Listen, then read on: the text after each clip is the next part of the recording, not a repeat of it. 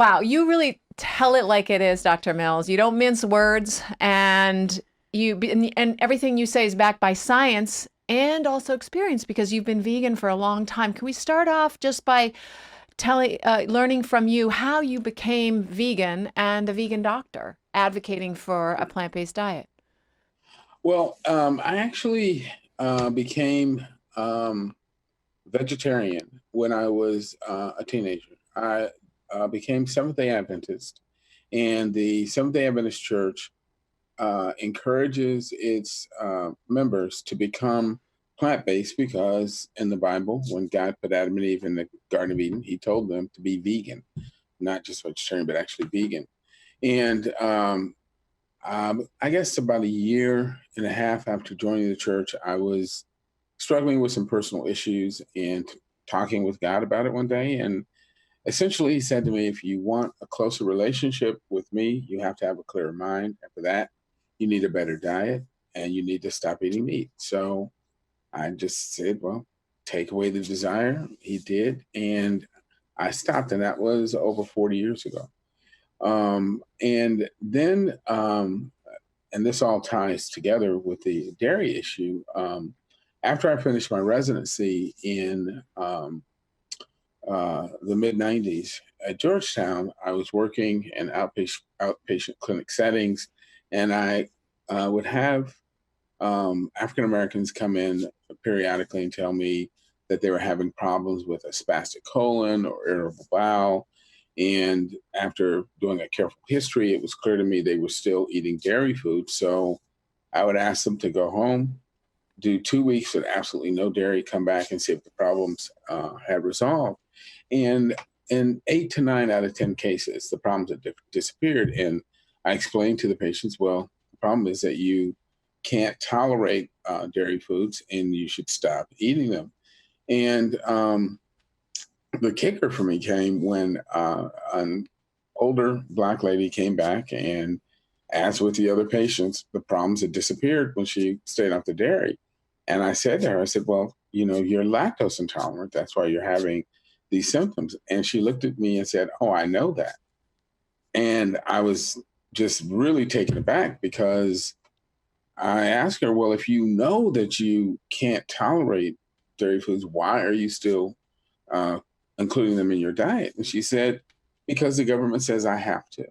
The dietary guidelines say that all Americans should, include X amount of dairy foods every day. And it was at that point that I really became, well, quite frankly, angry because I knew that the federal government was well aware of the fact that the majority of people of color are intolerant of dairy foods, of lactose containing foods.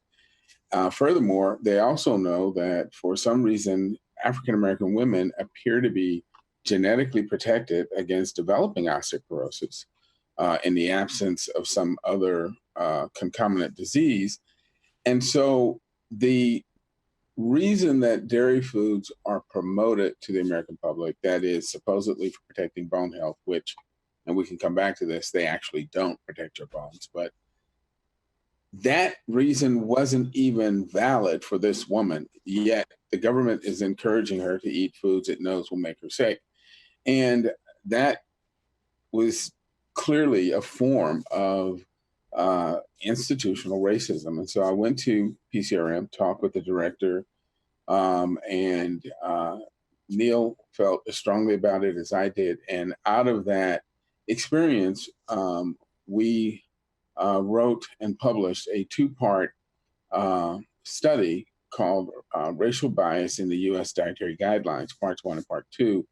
Part 1 dealt directly with the issue of lactose intolerance and Americans of color. And then Part 2 looked at the larger issue of the fact that a animal food centered diet promotes and creates excess disease in communities of color and correspondingly premature death and disability. And those papers were published in 1999 in the Journal of the National Medical Association.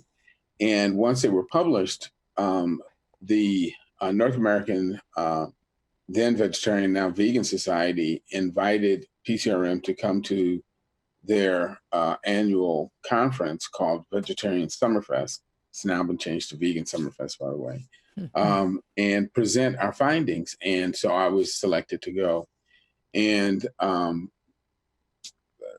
Vegan Summerfest is an amazing experience. It's a 4.5-day conference where NAVS, or the North American Vegan Society, takes over the University of Pittsburgh at Johnstown, brings in their own chef, and the entire environment is completely vegan. And being just immersed in that environment and learning not only the health issues associated beyond lactose intolerance in terms of the excess promotion of cancer,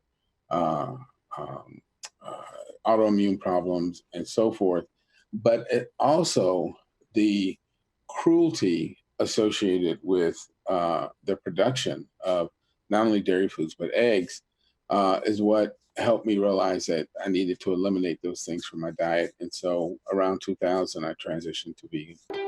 So thank you so much for tuning in today. If we helped you in any way, then click the subscribe button and let's keep hanging out together. We have so much more to share with you.